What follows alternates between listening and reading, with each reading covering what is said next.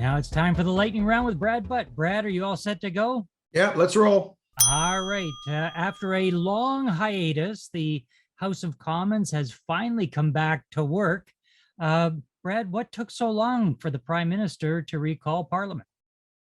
That's a really good question. And I remember when I first got elected, I was sworn in within 3 weeks of being elected, and we called Parliament back within 1 month. This has been 2.5 months, and surprising it's taken so long. But yes, our MPs are back in Ottawa and they're back to work.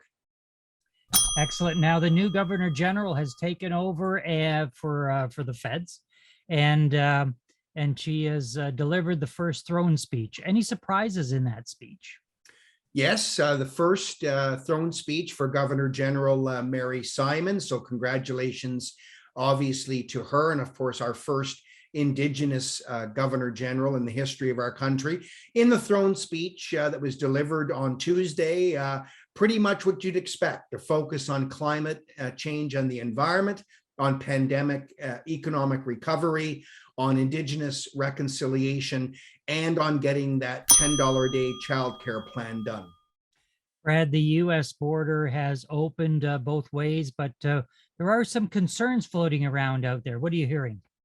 Well, the government has eased the PCR test required for Canadians traveling less than 72 hours to the United States and back as of November 30th. But guess what? Doesn't apply to Americans. So we have a lot of Canadian businesses who rely on Americans to cross the border and shop, particularly in our border communities and beyond. And they're going to be subject to that sometimes relatively expensive PCR test to be able to travel back. So it's an unfair playing field, a lot of people are saying. Brad, it's that time again for the Mississauga and regional governments to start considering their budget meetings. What do we have in store for us? Any big numbers that you can think of?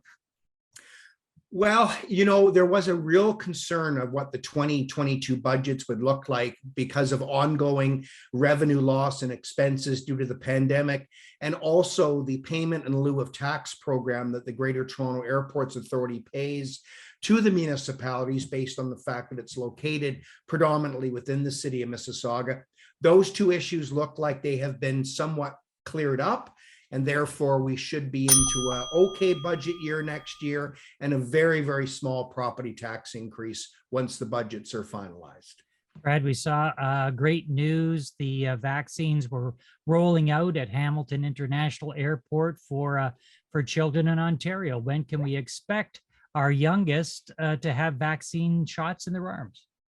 Well, the appointment portals are open. You can start to book now to get children in for immunization ages 5 to 11. That is great news. Definitely, many parents are going to be relieved that their children can go forward and be vaccinated. So hopefully it'll be a smooth, strong rollout of the program, and most children can be fully immunized by the new year.